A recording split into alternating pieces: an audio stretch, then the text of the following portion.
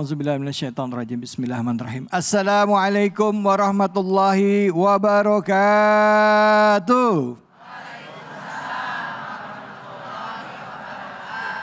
Jawab salamnya lemes banget. Sekali lagi, Assalamualaikum warahmatullahi wabarakatuh.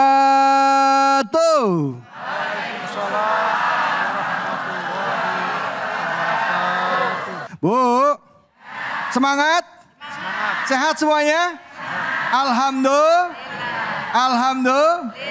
Mari pertama-tama kita panjatkan puji syukur atas kehadirat Allah Subhanahu wa taala. Tidak lupa kita berikan salawat dan salam kita kepada junjungan kita, manusia yang mulia Nabi besar Muhammad sallallahu alaihi wasallam beserta keluarga, sahabat dan umatnya yang setia hingga akhir zaman. Bu. Pak. Pak, Bu. Sekarang kalau kita lihat ya, banyak orang yang diberikan ujian Allah berupa kelebihan. Lebih harta, pangkat, jabatan dibandingkan dengan yang lainnya. Betul apa betul? Bahkan ada orang yang dikasih kemudahan dalam mendapatkan keilmuan. Kadangkala semua yang didapatkan itu bukan mendekatkan dirinya kepada Allah, tapi malah menjadikan dirinya sombong. Ada yang kayak begitu ada? Mana orangnya? Baik, tema kita kali ini adalah jangan sombong karena Allah Subhanahu wa taala tidak suka. Dan kita akan membahas dan menggali lebih dalam, menafsirkan dari Al-Quran surah Al-Kahfi ayat 32 sampai 38. Dan di kesempatan pertama sudah hadir bersama dengan kita guru kita Al-Mukarram Al-Ustadz Dr. Hilmi Firdausi. Untuk itu waktu kami persilakan. Fadhol Ki.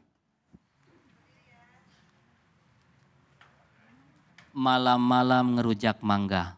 Cakep. Yang jawab salam saya doakan masuk surga. Amin. Assalamualaikum warahmatullahi wabarakatuh. Waalaikumsalam warahmatullahi wabarakatuh. Memuji Allah Subhanahu wa taala dengan mengucapkan hamdalah bersama-sama.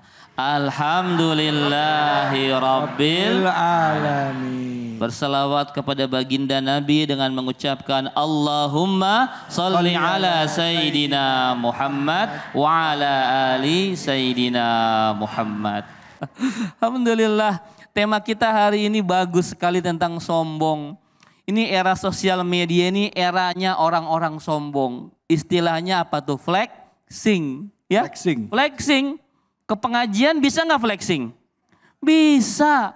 Ya. Pengajian flexing gimana Ustadz? Satu, wah pakai bajunya gamisnya yang 50 juta.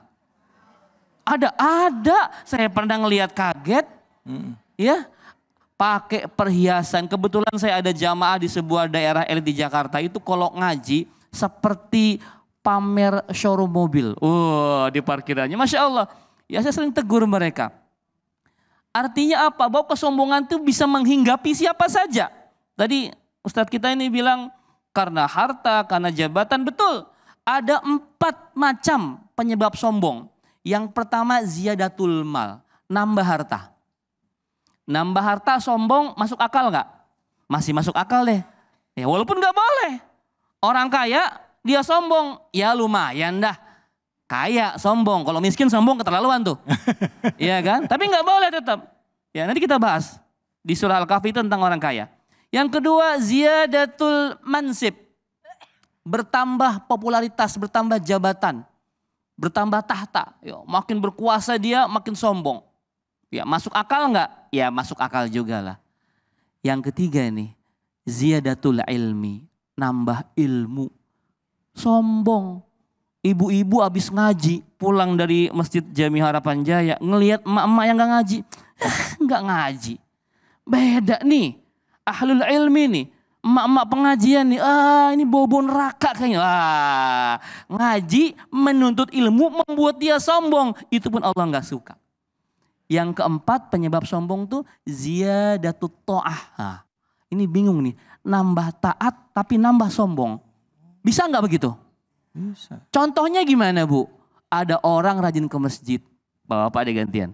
Bapak 5 waktu ke masjid setiap hari. Subuh-subuh ke masjid. Masya Allah. Pas pulang ngelihat ada anak muda pada teler, pada mabuk. Bobo neraka ini mah. Ya, beda sama saya ahlul masjid, Masya Allah. Pak, hati-hati. Ketaatan bisa membuat orang sombong. Dan orang sombong itu kata Rasulullah SAW, la yadkhul jannah man kana fi qalbihi mithqala habbatin min khardalin min kibar. Kata Rasul, tidak akan masuk surga, bahkan tidak akan mencium bau surga bagi orang yang walaupun di hatinya ada setitik kesombongan seperti biji sawi. Jadi kita sombong sedikit saja itu Rasul nggak suka dan pasti nggak masuk surga. Hati-hati dengan sombong. Di surah Al-Kahfi ayat 30 sampai 38 Allah menceritakan, di Al-Kahfi itu surat tentang cerita, Bu. Ibu kalau baca malam Jumat ya sunnah malam Jumat itu baca Al-Kahfi, Pak. Ingat ya, sunnah malam Jumat. Iya, jangan yang lain ya. Ini kan kadang-kadang sunnahnya sunnah yang lain tuh. Ya, malam Jumat baca Al-Kahfi, baca salawat gitu ya. Ini Al-Kahfi yang sering kita baca malam Jumat tuh isinya tentang cerita. Yang paling terkenal apa? Cerita tentang Ashabul Kahfi. Ya, ada cerita tentang Raja Zulkarnain, pertemuan Musa dan Khidir ya, dan ada kisah tentang dua orang sahabat. Yang satu orang taat diuji dengan kemiskinan. Yang satu sahabatnya, ya orangnya nggak taat tapi Allah uji dengan kekayaan. Dia punya 2 kebun anggur dikelilingi oleh kurma yang berbuah begitu banyak. Di tengah-tengah dialiri sebuah sungai. Seperti surga. Ya, kenikmatan yang luar biasa membuat dia sombong. Kata dia, saya bisa begini karena usaha saya, karena kepintaran saya. Dan kebun saya ini akan abadi selama-lamanya. Itu yang disampaikan sih orang tadi. Ibu, Bapak, saya tanya, kemiskinan ujian bukan? Kekayaan ujian bukan? Nih, ini kan dua-duanya ujiannya. Ini saya mau tanya nih, kira-kira kalau kaya dan miskin itu ujian, ibu mau diuji sama soal yang mana? Kaya apa miskin? Yakin? Pak, mau kaya mau miskin, Pak? Ada yang mau miskin di sini? Padahal Allah memberikan hikmah di surah Kahfi ini tentang ujian kekayaan yang orang gagal memikulnya. Karena ujian kemiskinan itu orang banyak berhasil, Bu. Diuji dengan kemiskinan, orang banyak sukses, orang banyak berhasil, orang kuat, Bu. Ibu lagi susah, lagi gak punya duit, itu dekat gak sama Allah? Dekat. Tahajud tiap malam, ya kan? Duha tiap hari, doa terus, ya Allah, angkatlah musibah ini ya Allah. Jadikan aku orang kaya ya Allah. Tiap hari merintih pengen kaya, gak kaya-kaya. Ya, ibu kalau sedang diuji itu dekat sama Allah. Tapi coba Allah kasih harta, ya Allah kasih jabatan, Allah kasih kekayaan, itu pelan-pelan orang lupa. Maka ibu bapak akan menyaksikan tetangga atau sahabat atau teman, ada orang gak pernah sholat, rajin maksiat, berdosa tiap hari, tapi kaya raya. Tapi hidupnya sejahtera, ada nggak gitu? Ada. Ada ya? Itu namanya istighfar. Maka jangan ngiri, Ustadz. Itu orang gak pernah ngaji, gak pernah ke masjid, tapi kok kaya raya. Suaminya ganteng, istrinya cantik, rumah tangganya kelihatannya harmonis. Ya, padahal dia gak pernah ibadah kayak saya, tapi beda kayak saya ini. Saya ibadah tiap hari, ke masjid 5 kali. Udah pengajian segala macam masih belangsak aja. Nah, Bu, Pak, justru yang harus kita pahami, nikmat terbesar yang Allah berikan kepada kita adalah nikmat iman, nikmat Islam, nikmat sehat. Itu yang jarang kita syukuri. Saya mau tanya, ibu bapak hadir ke Masjid Harapan Jaya ini, itu nikmat bukan? Itu rezeki bukan? Udah bersyukur belum? Belum. Iya, karena bapak ibu masih menganggap rezeki itu cuma sebatas duit. Dapat bonus, dapat duit, nambah jabatan, segala itu rezeki. Padahal nikmatnya ibadah, nikmatnya ketaatan, nikmatnya ibu bisa hadir di majlis ilmu seperti ini dengan nggak tidur, ya itu nikmat, masya Allah. Jadi besok ketika ibu hadir di pengajian, bapak hadir di masjid, ya bapak ikut pengajian, bapak gemar sama menuntut ilmu, itu adalah rezeki. Bersyukur kepada Allah karena tidak semua orang diberikan kenikmatan dalam kebaikan. Ya, jadi miskin ujian, kaya ujian, dan insya Allah semua bisa kita lalui asal kita berserah kepada Allah Subhanahu Wa Taala. Nah. Baik, Kayaknya gitu aja ya Ustaz ya. Ya, baik, Kita baik, lanjut ya makin. Baik, terima kasih banyak Ustaz. Bu. Jadi kalau dikasih harta jangan sombong. Apalagi kalau lagi nggak punya uang. Lagi miskin katanya nggak boleh sombong. Diuji dengan kesulitan makin dekat sama Allah. Dikasih harta makin dekat sama Allah. Bahkan dikatakan di sini di surah Al-Kahfi itu. Katanya kalau misalnya kita masuk ke dalam tempat usaha kita. Baca doanya apa? Masya Allah la quwata illa billah. Masya Allah la quwata illa billah. Nggak ada daya upaya selain dari Allah. Bu, siapa yang mau tanya angkat tangannya? Silakan. Mana. Oh ya, yang di depan deh. Assalamualaikum warahmatullahi wabarakatuh. Waalaikumsalam warahmatullahi wabarakatuh. Nama saya Ibu Ila dari Majelis Tahlim Al-Kausar Kapling Bulak Macan. Yang saya mau tanyakan, ciri-ciri orang sombong itu seperti apa? Mungkin ada pada diri kita, biar kita bisa introspeksi diri. Baik. Dan bagaimana cara menyikapi orang sombong itu. Terima kasih. Assalamualaikum warahmatullahi wabarakatuh. Waalaikumsalam warahmatullahi wabarakatuh. Silakan. Ibu siapa Bu? Ibu Ila. Ila. Ya Ibu Ila. Ibu sombong nggak Bu kira-kira Bu? Ya, ciri sombong yang pertama itu, yang paling utama adalah menolak kebenaran. Ya, menolak kebenaran itu sombong. Karena itu, ya Abu Jahal, Abu Lahab itu orang-orang sombong. Karena mereka menolak kebenaran yang mereka tahu itu sesungguhnya benar. Maka ketika ada orang menasihati ibu, ya ibu ngaji apa Bu di Masjid Harapan Jaya? Ngaji, sok suci kamu, hati-hati. Ibu tahu ngaji itu benar, tapi ibu menolak kebenaran. Ibu orang yang sombong. Ya. Yang kedua, suka merendahkan orang lain dan merasa diri ini lebih baik dibanding orang lain. Ngelihat orang belum pakai hijab, beda level kita mah. Ya.